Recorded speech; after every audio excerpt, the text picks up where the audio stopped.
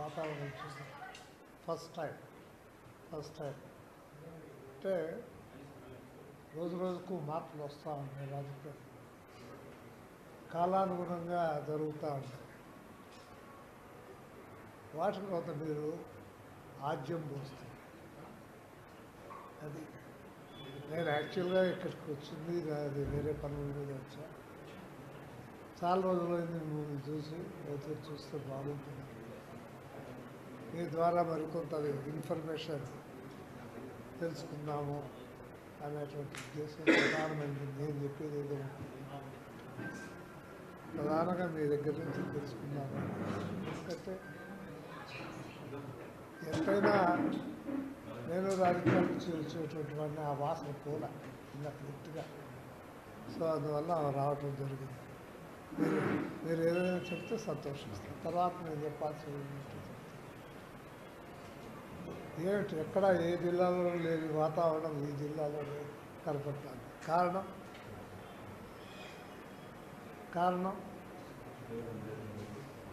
చెప్పాలి. మరి మీరు 1000 పూజారులు, మీరు ఒకింటి పూజారి కాదు, ప్రత్యేకంగా కనపడతారు.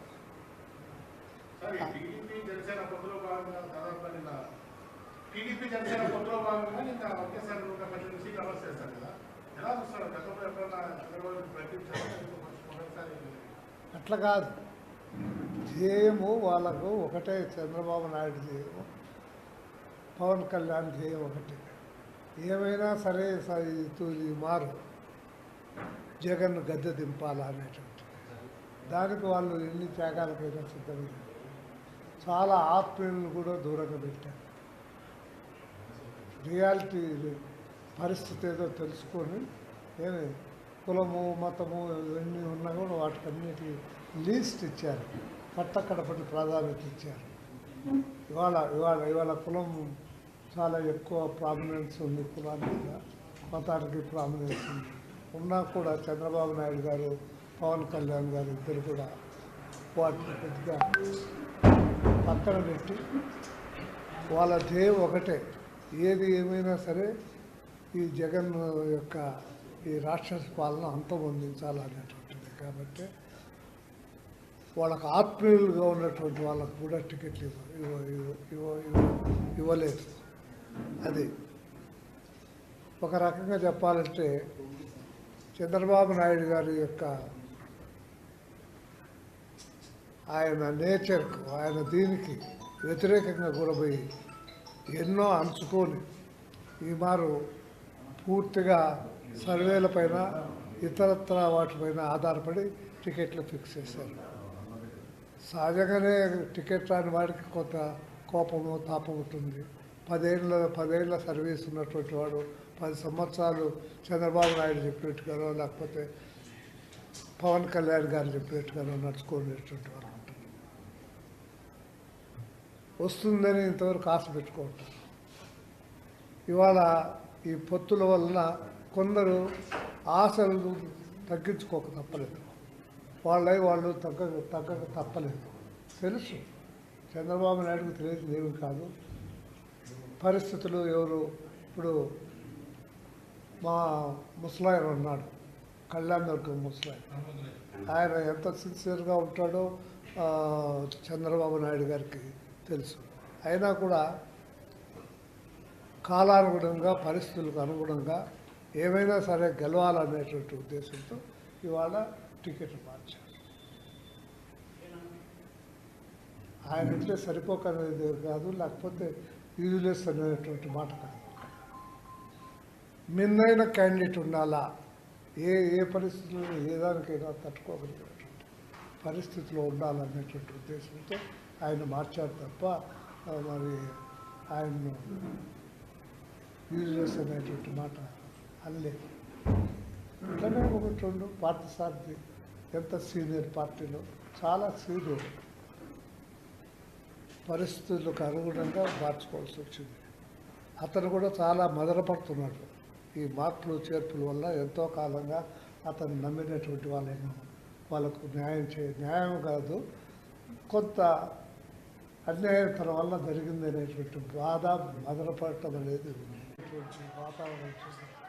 ఫస్ట్ టైం అంటే రోజు రోజుకు మార్పులు వస్తూ ఉన్నాయి. రాజకీయాలు కాలానుగుణంగా జరుగుతూ ఉంటాయి. వాటి కొంత మీరు ఆజ్యం పోస్తుంది. అది నేను యాక్చువల్గా ఇక్కడికి వచ్చింది అది వేరే పనుల మీద వచ్చా.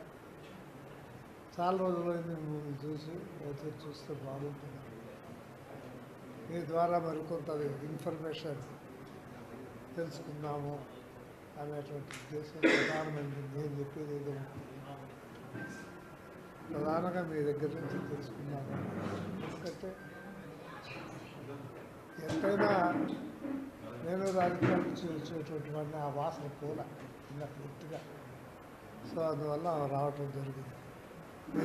మీరు ఏదైనా చెప్తే సంతోషిస్తాను. తర్వాత నేను చెప్పాల్సి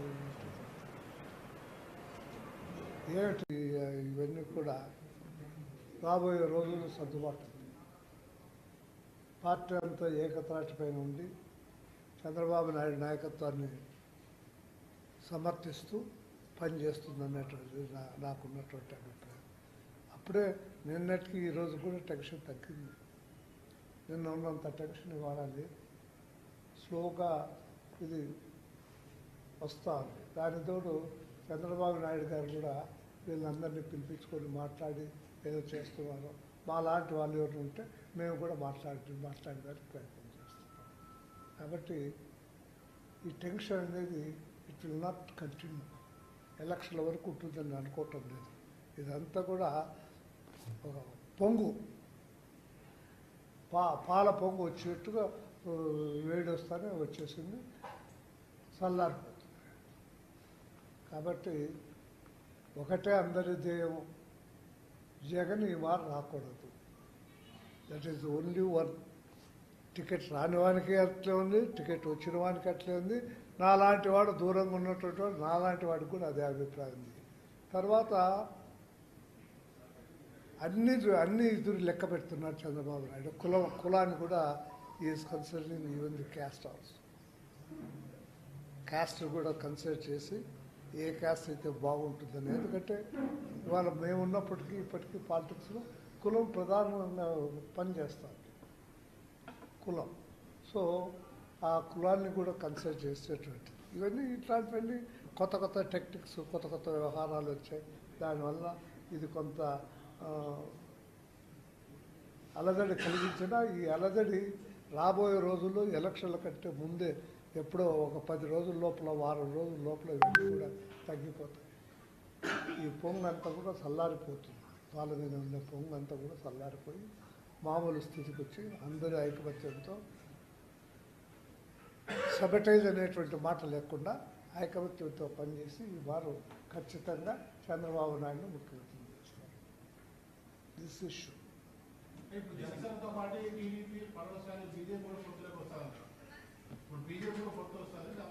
రానివ్వండి. పొత్తులోకి రావాలని మేము కూడా కోరుకుంటున్నాము. ఈ ఓట్లు చీలిపోకూడదని. అయినంత మాత్రం చంద్రబాబు నాయుడు ముఖ్యమంత్రి కాదు అనేటువంటి మాట లేదు. He will be the chief minister.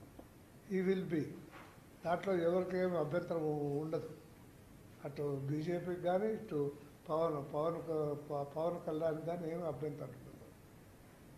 ఈయన స్వార్థం తగ్గించుకోవాలా, ఈయన తన వాళ్ళని కొంత తగ్గించుకొని చేసి మొత్తం మీద ఆ స్థానాన్ని అతనికి దక్కుతుంది నా గాఢమైనటువంటి అభిప్రాయం.